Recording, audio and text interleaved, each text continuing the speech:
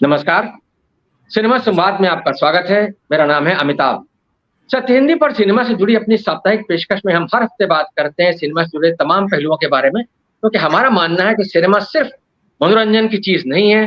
Cinema समाज से संवाद का सबसे सीधा और सबसे सशक्त माध्यम है और समाज की सोच को गहराई तक प्रभावित करने की क्षमता रखता है। इसलिए तमाम और मसलों की तरह यानी राजनीति, समाज और संस्कृति के तमाम मसलों की तरह सिनेमा पर भी गंभीरता से निरंतर बातचीत होना बहुत ज़रूरी है। और इसी क्रम में आज हम बात करने वाले हैं एक बहुत महत्वपूर्ण विषय पर जो सिनेमा और फिलहाल जो ओटीटी हमारा प्लेटफ़ॉर्म्स है, उनसे जुड़ा हुआ है। ओटीटी प्लेटफ़ॉर्म्स जो है जब शुरू हुए थे तब दर्शकों को घर बैठे सिनेमा हॉल का सस्ता विकल्प उपलब्ध हुआ था और उसकी वजह से दर्शकों को तमाम राष्ट्रीय, अंतर्राष्ट्रीय और बहुभाषीय जो मनोरंजन के तमाम विधाएँ हैं, फ़िल्में, ओटीटी वेब सीरीज़ वगैरह देखने को मिली थी। लेकिन उसके साथ-साथ एक ऐसा उसकी सामग्री में एक बहुत बड़ा हिस्सा ऐसा भी है, जिसे कोई भी मध्यवर्गीय, औसत मध्यवर्गीय परिवार जो है शायद एक साथ बैठकर देखने में असहज महसूस करे। तो ओटीटी प्लेटफ़ॉर्म्स पर जो सामग्री दिखाई जा रही है, उसको लेकर लगातार ये बात पिछले कुछ वर्षों में लगातार ये चर्चा तेज़ हुई है कि क्या ओटीटी प्लेटफ़ॉर्म्स अश्लीलता फैला रहे हैं? क्या खुलेपन के नाम पर या कलात्मक आज़ादी की आड़ में ओटीटी प्लेटफ़ॉर्म जो हैं वो कुछ ऐसा मनोरंजन हमको प्रदान कर रहे हैं या परोस रहे हैं, जो हमारे समाज के लिए शायद उतना मुफ़ीद नहीं है या वो हमारे समाज को शायद उतना पसंद ना आए। तो आज हम इसी विषय पर चर्चा करने वाले हैं और इसीलिए हमने अपने प्रोग्राम का शीर्षक भी ये रखा है कि क्या ओटीटी प्लेटफ़ॉर्म्स अश्लीलता फैला रहे हैं? तो इस पर बातचीत करने के लिए मेरे साथ एक बहुत ही विशिष्ट पैनल मौजूद है। मेरे साथ बहुत जाने-माने अभिनेता रवि झांकल जी मौजूद हैं, जो कि दूरदर्शन के ज़माने से लेकर के आज तक सक्रिय हैं और हमने इनको भारत एक खोज जैसे ऐतिहासिक कार्यक्रम से लेकर के तमाम फ़िल्मों में देखा है। मेरे साथ सुनील सालगिया साहब हैं, जो कि सालगिया साहब भी जो है वो दूरदर्शन के ज़माने से लेकर आज तक सक्रिय हैं और लेखन और निर्माण के क्षेत्र में सक्रिय हैं। तमाम सारे धारावाहिकों और फ़िल्मों और दूरदर्शन के तमाम सारे सीरियल्स के लिए उन्होंने काम किया है। विनोद पांडे जी हैं, जो कि बहुत वरिष्ठ फ़िल्मकार हैं। उनकी तमाम फ़िल्में एक बार फिर से लेकर के बहुत सारी ऐसी फ़िल्में जो चर्चा में रही हैं। और अजय ब्रह्मात्मा जी हैं, जो कि बहुत वरिष्ठ फ़िल्म समीक्षक हैं, फ़िल्म विश्लेषक हैं, लगातार सिनेमा पर लिखते पढ़ते रहे हैं, बहुत सारी किताबें लिख चुके हैं।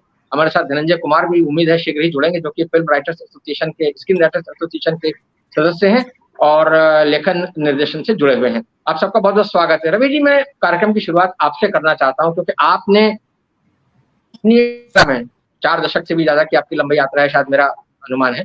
तो उसमें आपने अपने अभिनय के क्रम में तमाम सारे माध्यमों में काम किया है, रंगमंच से लेकर के दूरदर्शन के धारावाहिकों में और फ़िल्मों में और आज ओटीटी जो है। तो एक तो ये जो सवाल है मूल कि क्या ओटीटी के प्लेटफ़ॉर्म्स पर जो है अश्लीलता हावी हो रही है या उसका कंटेंट में एक ऐसा परसेंटेज है, इसको आप किस तरह से देखते हैं? क्या ये सवाल सही है, जायज़ है ये चिंता? और उसके साथ-साथ एक चीज़ आपसे ये भी जानना चाहूँगा, आपने अपनी अभिनय यात्रा में सिर्फ़ अभिनय के माध्यमों को बदलते हुए नहीं देखा है, समाज को भी बदलते हुए देखा है।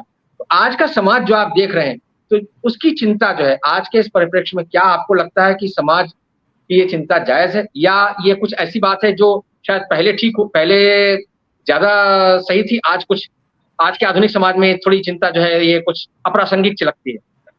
रवि जी। सर, इस पे विस्तार से तो आप बड़े इंटेलेक्चुअल लोग यहाँ बैठे हैं, आप लोग इस पे ज़रूर चर्चा करेंगे। मैं आपको 2-3 अपनी लाइफ़ के इंसिडेंट बताना चाहता हूँ।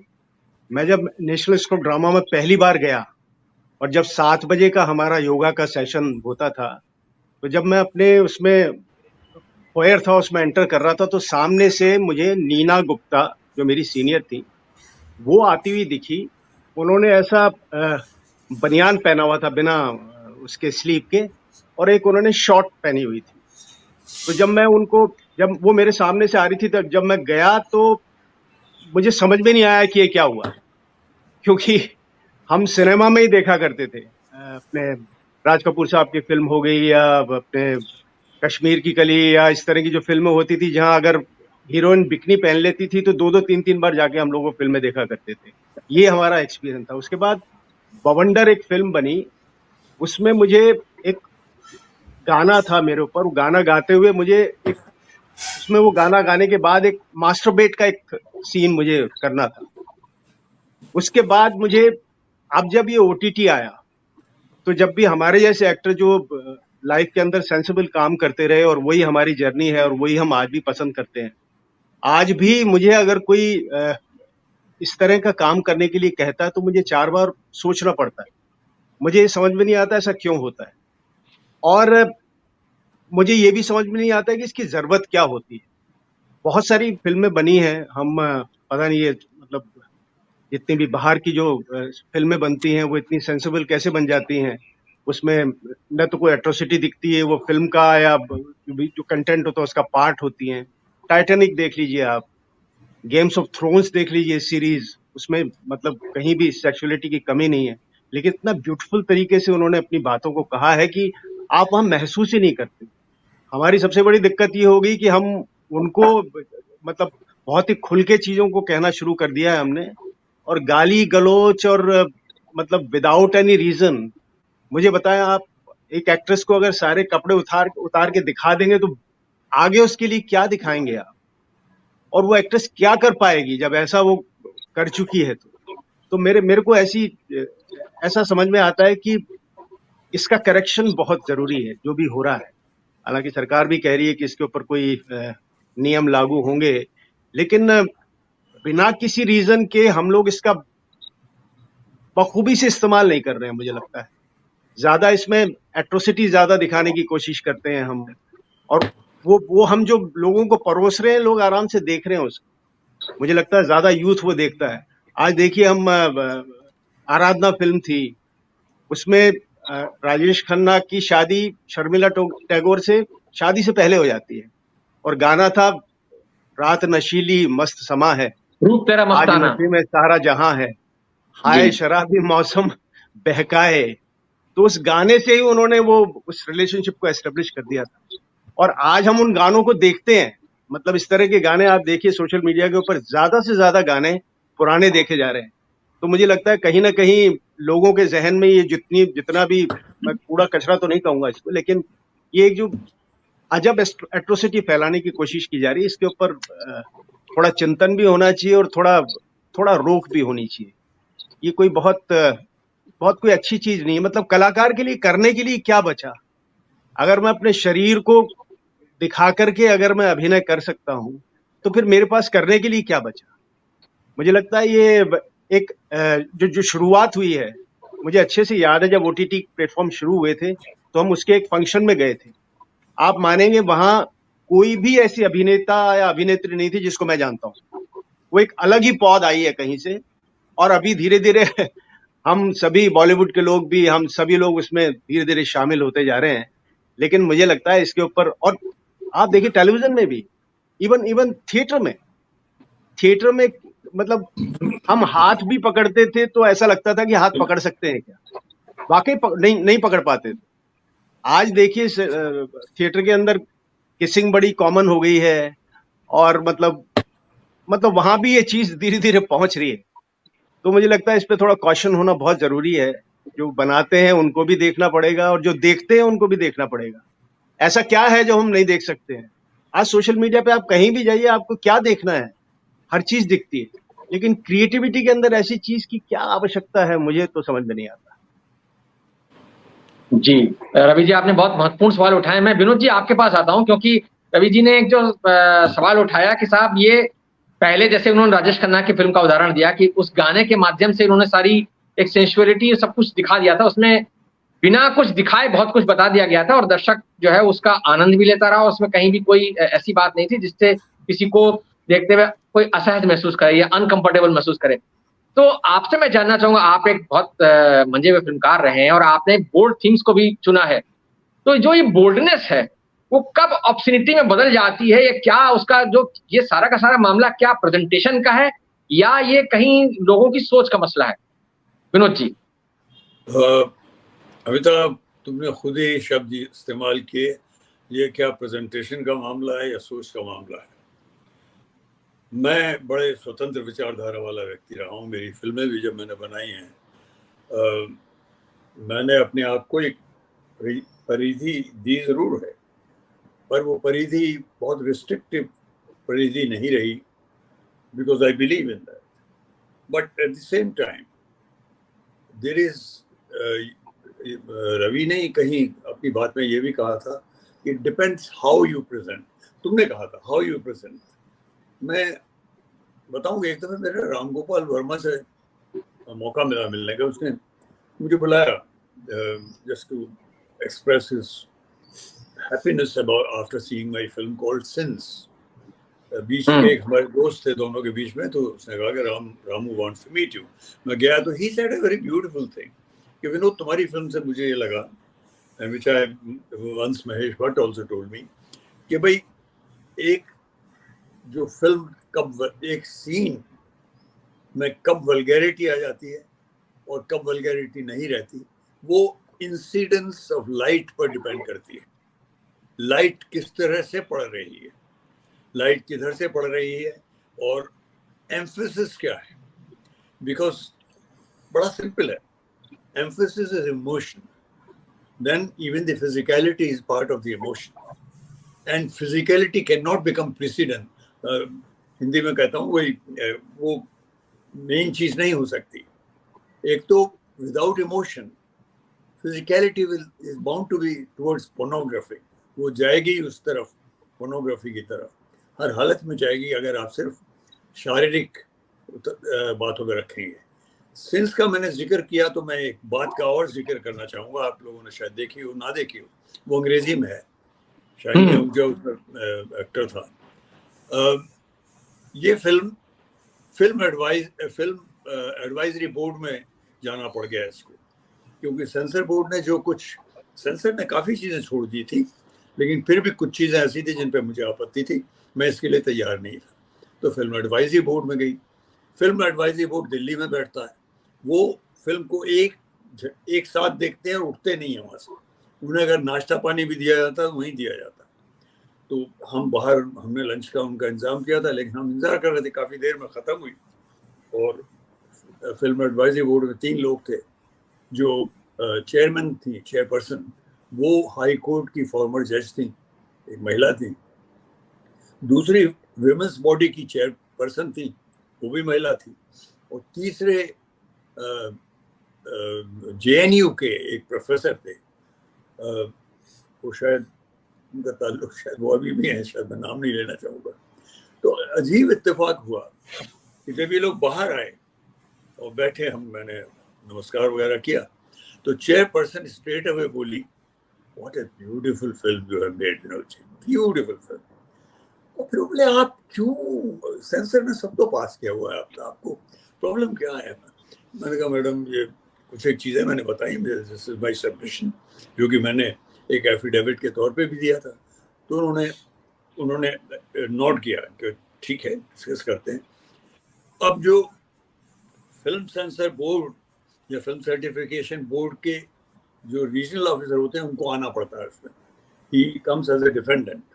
तो वो लेडी थी एक, और वो उन्हें आने में देर हो गई थी, ट्रेन उनकी लेट हो गई थी, तो हाफती आई, जबकि हमारी बातचीत चल रही थी।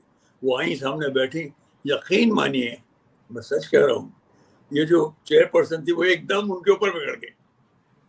आप लोगों को क्या प्रॉब्लम क्या है, आप सेंसर वालों, हर चीज या तो एक तरफ आप वो सो कॉल्ड फिल्में दिखाएंगे, यूनिवर्सल कहते हैं उन्हें आप, और भद्दी तरीके से शरीर को हिलाया जाता है, सामने जिस्म को सामने से वक्ष को हिलाया जाता है, ये सब वो उन्होंने अंग्रेजी में कहा वो सब। और कहाँ एक खूबसूरत तरीके से बनाई गई फिल्म, उसमें हर चीज़ का एक संतुलन रखा गया है आर्ट का और उसका, despite having some exposure and good exposure. तो आपको प्रॉब्लम क्या, आप ये सीखते क्यों नहीं? कई कोर्स कीजिए, डाटा, लिटरली डाटा, मैं बिल्कुल गलत नहीं कह रहा। और सही बात है, मैं बताऊँ आपको, एक सीन तो खैर सेंसर ने भी बड़ा इंपॉर्टेंट छोड़ा था, and I was very happy. मुझे वरी था उसके बारे में, जब भी चिंतित था। वो सीन था कि जो हीरोइन है और उसका जो हस्बैंड को छिप के आना पड़ रहा है, because she has become a mistress of the priest, and priest ने शर्त लगाई हुई थी, शादी एक ऐसे व्यक्ति से कराई थी कि वो कभी उसे प्रेम नहीं करेगा, वो कभी उसे प्रेम नहीं करेगी, और लव मेकिंग भी नहीं करेगी, और लव भी नहीं करेगी। तो छिप के वो मिलने आया हुआ है, और सुबह का वक्त है, they have made love and they are lying in that very unencumbered situation, जो अपने पति के सामने एक बिल्कुल सहज भाव से लेट सकते हैं। तो उसका ऊपर से कैमरा था, मच्छरदानी के ऊपर से धीरे धीरे, ट्रस्ट मी, 3.5 मिनट्स, 3.5 मिनट का सिंगल शॉट था वो। ऊपर से शुरू होता है मच्छरदानी के ऊपर से, और साइड से होता होता धीरे धीरे कैमरा आता है, और उनका वार्तालाप चल रहा है, बड़ा टेंडर, सेंसिटिव, डरे हुए हैं लव मेकिंग के बाद। And entire shot was single shot, और लड़की का एक वक्ष बिल्कुल नग्न है, you can see the nipple, you can see it, but आपको जरा भी कहीं भी बिल्कुल परेशानी नहीं होती। सो मच सो के सेंसर ने खुद छोड़ दिया था वो। ऐसे एक दो और थे जो कि हमने एक तरह की वो होती है बार्गेनिंग, दो एक और पास हो गए, एक आध उन्होंने भी, फिल्म एडवाइजरी बोर्ड वालों ने कहा कि विनोद जी ये तो छोड़ दीजिए। It was a very bold film, there was a bold film such, जिसमें मैंने खुद काम किया था, that was very much ahead of its time perhaps. पहली बार bold kisses mouth to mouth थे, लेकिन again everything, they became more intense because of the emotion, literally very much intense because of the emotion of feeling in love। मुझे अभी तक याद है, क्योंकि मैंने ही काम किया था, उस एडिटर का रोल था, you know, he is advanced in age and he has the relationship with this married woman, he is himself married also। तो जब एक काफी शूटिंग हो गई थी, एक स्टेज आई जहां वो शॉट होना था, वो सीन होना था जिसमें हीरो जो है किस करता है माउथ टू माउथ, और वो बहुत ज़रूरी है। तो कैसे करें, तो मैंने सेट से सबको निकाल देता था सबको, एक एवरीवन वाज आउट, और हमने दो शर्त लगा देते हैं कि जब शूटिंग शुरू होगी तो एक एक करके मैं बुलाऊंगा, पहले अपने चीफ असिस्टेंट को बुलाऊंगा, फिर मैं कैमरामैन को बुलाऊंगा, बताऊंगा ऐसा, और सब लोग सिर्फ फुसफुसाहट, विस्पर्स में बात करेंगे, तो माहौल बड़ा गंभीर सा हो जाता है, जैसे कि कोई सर्जन जो है का ऑपरेशन करने वाला, बहुत ही विस्पिश। वो सब हो गया, मैंने सबको बता दिया क्या करना है। मैंने कहा again go out, I want to talk to Anu separately. मैं लड़की को दूसरे कमरे में ले गया, मैंने कहा Anu I will be, we have to do this scene now. तो वो घड़ी आ गई है, and let me tell you I have not done any such scene before myself. तो मैं भी उतना ही चिंतित और परेशान और थोड़ा टेंस हूँ, कैसे करेंगे। मैंने कहा मुझे नहीं मालूम, मैं I can not precisely tell you how to, और जगह तो कह सकता था, इसमें मैं यही कहूँगा कि when I my mouth will be in your mouth all the time, my eyes will be perhaps closed। मैं एक ही बात कहता रहूँगा अपने मन में कि मैं इस लड़की से प्यार करता हूँ, मैं इस महिला से प्यार करता हूँ, मैं बहुत प्यार करता हूँ। बस जो होना होगा कैमरा देख लेगा, अगर तुम्हें लगे अनु तो तुम भी यही करना। And believe me, it became such A intense beautiful scene, and of course many people had lots of objections, lot of concerns. I received wrong kind of calls also, but this is it। My problem was that it was very much ahead, it was made in जी विनोद जी, आपने बहुत विस्तार से बताया है। मैं सुनील जी के पास चलता हूँ। सुनील सालगिया जी, आप भी लेखन और निर्माण के क्षेत्र से जुड़े रहे हैं और काफी वर्षों से जुड़े हैं। दूरदर्शन का वो जो स्वर्णिम दौर था, उस समय से आप इस विधा में जुड़े हुए हैं। आपसे भी मैं जानना चाहूंगा, जैसे रवि जी ने और विनोद जी ने जो कि इस यानी माध्यम से जुड़े रहे हैं, उनके अपने अनुभवों के आधार पर उन्होंने जो बातें कही है, आपका क्या अनुभव रहा है? और दूसरी बात, ये जो अश्लीलता का सवाल है, क्या ये सवाल एक सनातन सवाल है, या ये सवाल जो है वो अभी हमने हाल में ही उठाना शुरू कर दिया है? क्योंकि पहले भी फिल्मों में कुछ चीजें आती थी, जैसे अभी विनोद जी बता रहे थे, या लेकिन रवि जी ने जो अपना एक्सपीरियंस बताया, उसमें कुछ और बातें हैं। तो क्या ये समाज सापेक्ष मामला है, या ये कला के भीतर की कोई ऐसी चीज है जिसको हम अवॉइड कर सकते हैं, हमें अवॉइड करना चाहिए, या ये कुल मिलाकर के कलात्मक अभिव्यक्ति का ही एक ऐसा क्षेत्र है जिसको कि जैसा जा रहा है वैसे जाने देना चाहिए? क्या कहेंगे आप? अमिताभ जी, मैं सबसे पहले तो अपन समझ लें कि ओटीटी आवाज बहुत कम आ रही है। हाँ, आपकी आवाज थोड़ी धीमी है सुनील जी, थोड़ा। अभी ठीक है?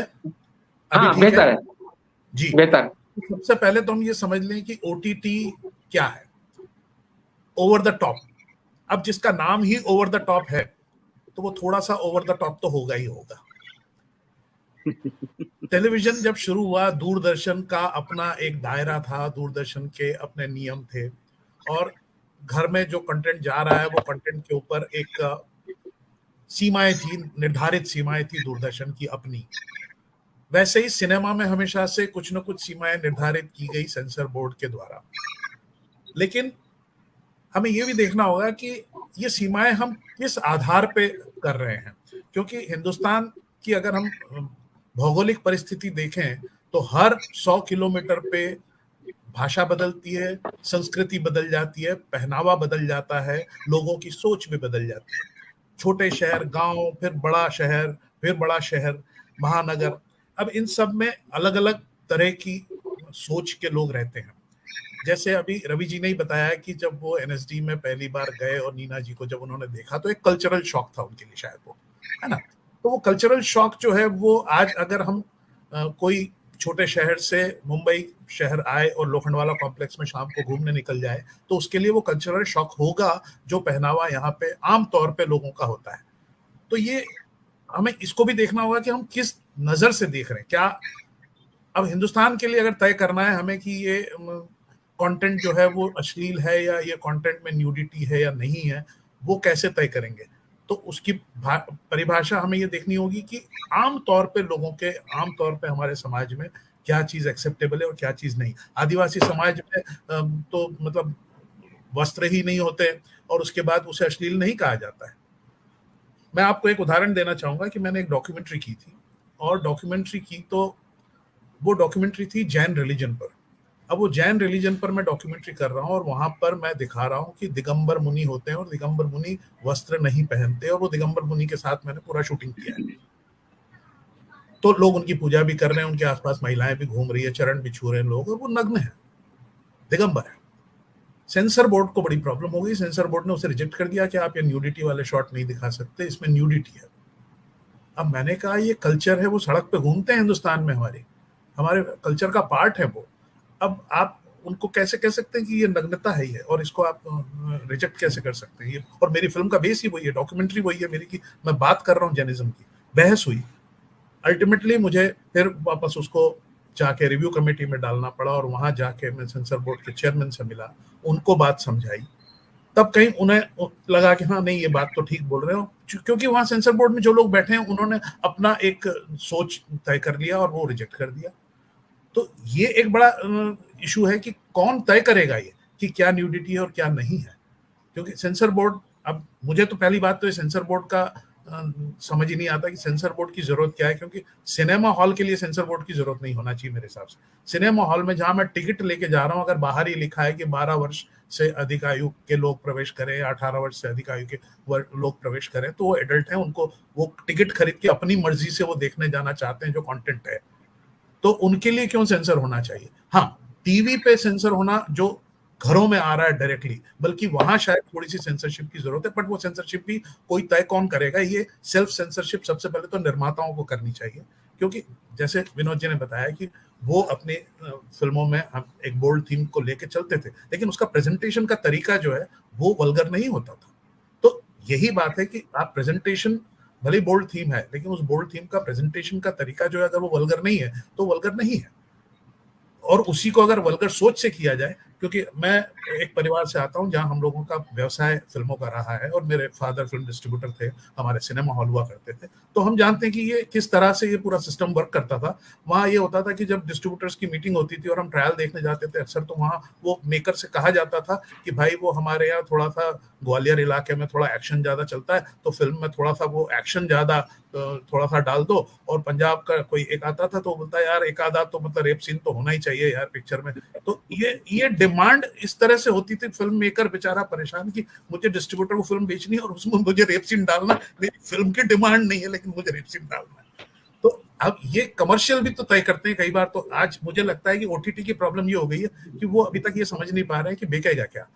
उनको लग रहा है कि सेक्स बिकेगा, उनको लग रहा है कि ये वल्गर कंटेंट बिकेगा या गाली गलौज बिकेगी, जबकि कई बार मुझे लगता है कि गाली गलौज की जरूरत नहीं थी, यहाँ पे क्यों दिखा रहे हैं। और एक और है कि बोलते हैं कि नहीं ये अब रियलिज्म है भाई, क्योंकि ये तो ऐसा होता है समाज में, लोग गाली बकते हैं, सेक्सुअल कंटेंट क्यों नहीं, अगर हम हस्बैंड वाइफ दिखा रहे हैं, रोमांस कर रहे हैं वो, तो उसमें तो फिर होगा ही, सेक्सुअल कंटेंट आएगा ही, ये रियलिज्म है। तो मैं सोचता हूँ कि जब रियलिज्म है तो आप अपने घरों में देखने से, आप अपने घर के बेडरूम के दरवाजे क्यों बंद करते हैं? अगर रियलिज्म है तो ये सोच कौन तय करता है? घर के लोग करते हैं। तो ऐसे ही बनाने वाले की भी जिम्मेदारी है, मुझे लगता है, दिखाने वाले की भी जिम्मेदारी है, और देखने वालों की भी जिम्मेदारी कि वो क्या कंटेंट, अगर आप पंचायत जैसा एक ओटीटी पे आता है, लोग पसंद करते हैं उसे, तो ऐसे और बनेंगे। लेकिन अगर लोग नहीं देखेंगे उस कंटेंट को और वही कंटेंट देखेंगे कि उन्हें गंदी बात ही देखनी है या उन्हें उसी तरह के शोज देखने हैं मस्तराम जैसे, तो फिर बात अलग है, वो चलेगा तो लोग वो बनाएंगे। तो मेकर के लिए कमर्शियल मजबूरी है, और वहीं पे ये है कि दर्शक को भी ये तय करना है कि वो क्या देखना चाहता है। तो मुझे लगता है रिस्पॉन्सिबिलिटी सभी की है। जी, आपने बहुत महत्वपूर्ण बात कही है, सभी की रिस्पॉन्सिबिलिटी। अजय जी, आपके पास आता हूँ। ये जो बात जहाँ सुनील जी ने खत्म किया है कि सभी की रिस्पॉन्सिबिलिटी है, तो इससे ये सवाल अपने आप आता है। एक तो सेंसरशिप की बात उन्होंने कही, और उन्होंने ये भी कहा कि भाई फिल्मों के लिए जरूरी नहीं है, लेकिन ओटीटी पर शायद होना चाहिए। तो जो सेंसरशिप हमने देखा है, जिस तरह का स्वरूप हमने देखा है सिनेमा के लिए, वो उतना असरदार क्या रहा है? क्या ये उतना, जैसे कि अभी बात हो रही थी कि साहब फला इलाके के लिए आप एक सीन डाल दीजिए, दूसरे इलाके के लिए आप कुछ सीन डाल दीजिए, या जो विनोद जी ने अपना अनुभव बताया सेंसर को लेकर के, वो हमने देखा है। और अभी हाल के दिनों में हमने देखा है कि सेंसर से जो फिल्में पास हो गई, जैसे पद्मावत जैसी फिल्म पास हो गई या पठान पास हो गई, लेकिन उसको लेकर के भी लोग बवाल मचा रहे हैं, किसी गाने को लेकर के या किसी सीन को लेकर या किसी नाम को लेकर के। तो ऐसे में सेंसरशिप भी जो है वो कितनी असरदार होगी? अगर ओटीटी पर भी आप लगाते हैं तो क्या वो असरदार होगी? अजय जी। जी नमस्ते, आप सभी को नमस्कार। देखिए, इस मामले में मैं बहुत स्पष्ट हूँ, लगातार लिखता भी रहा हूँ। अश्लीलता सिर्फ एक बहाना है इस बार। असल मकसद है कि ओटीटी पर कंट्रोल, ओटीटी पर ऐसी चीजें ना आए जो सरकार के विरोध में जाती हैं या वर्तमान सत्ता के विरोध में जाती हैं, लेकिन उनको सीधा ये कहने पर ऐसा प्रावधान नहीं बना सकते, इसलिए वो अश्लीलता को जरिया बना रहे हैं। अश्लीलता को जरिया बना करके एक कंसेंसस तैयार कर रहे हैं कि हाँ, ओटीटी पर पाबंदी आ जानी चाहिए, ओटीटी पर कंट्रोल हो जाना चाहिए, ओटीटी पर सरकार का नियंत्रण होना चाहिए। मेरा ये सवाल है कि अनुराग ठाकुर हों, खेल मंत्री साहब और ये इस विभाग के मंत्री, या दूसरे कोई हों, लगातार धमकी और चेतावनी क्या देना है ओटीटी को? आप कंट्रोल कर लो ना, कल को एक कानून ले आओ, बंद कर दो इनको। आप एक तरफ तो ओटीटी प्लेटफॉर्म से कह रहे हो कि आप ऐसी आज़ादी ना लें, दूसरी तरफ भारत सरकार का सूचना एवं प्रसारण मंत्रालय अमेजॉन के साथ हाथ मिलाता है, बिजनेस डील करता है। तो ये पाखंड कब तक चलेगा? लोग समझ रहे हैं इस बात को। और यह बात कहना कि क्या भारतीय संविधान में धारा 292, 293, 294 अश्लीलता को लेकर बनाए गए धाराएं हैं। अगर उनका सिर्फ पालन किया जाए हिंदी फिल्मों और हिंदी ओटीटी के शोज पर, तो 70% प्रोग्राम को बंद कर देना पड़ेगा, 70% फिल्मों को बंद कर देना पड़ेगा। ये सच्चाई है। लेकिन एक ढीलापन शुरू से चला आ रहा है।